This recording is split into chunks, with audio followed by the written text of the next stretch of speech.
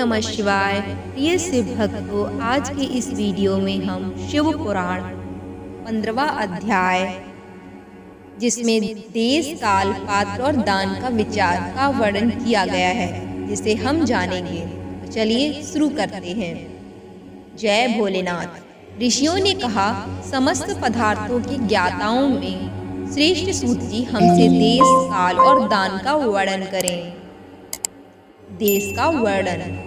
सूत जी बोले, अपने घर में किया देव यज्ञ शुद्ध ग्रह के फल को देने वाला है। गौशाला का स्थान घर में किए गए देव यज्ञ से 10 गुना, जबकि जलाशय का तट गौशाला से 10 गुना है।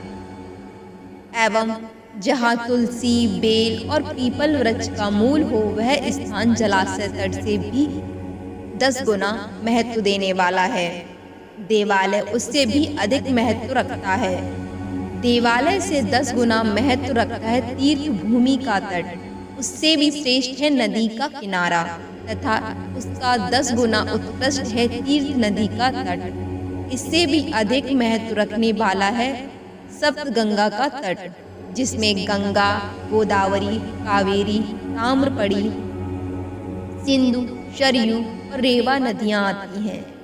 इससे भी 10 गुना अधिक फल समुद्र तट, उससे भी 10 गुना अधिक फल पर्वत चोटी पर पूजा करने से होता है। और सबसे अधिक महत्व का स्थान वह होता है जहाँ मन रम जाए। काल का वर्णन।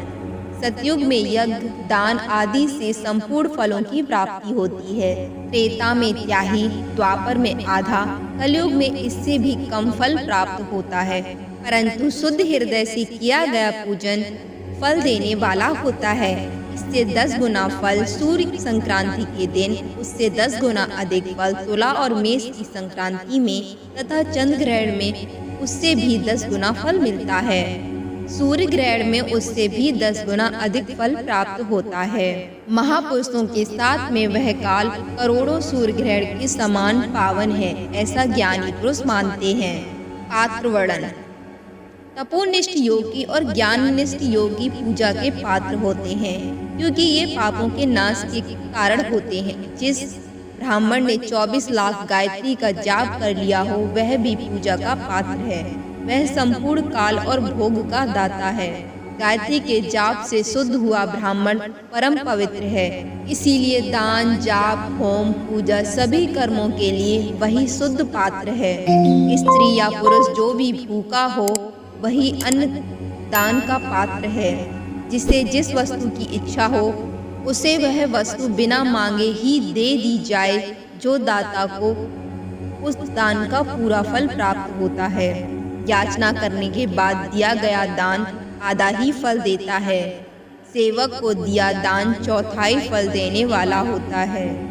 दीन ब्राह्मण को दिए गए धन का दान दाता को इस भूतल पर 10 वर्षों तक भोग प्रदान करने वाला होता है।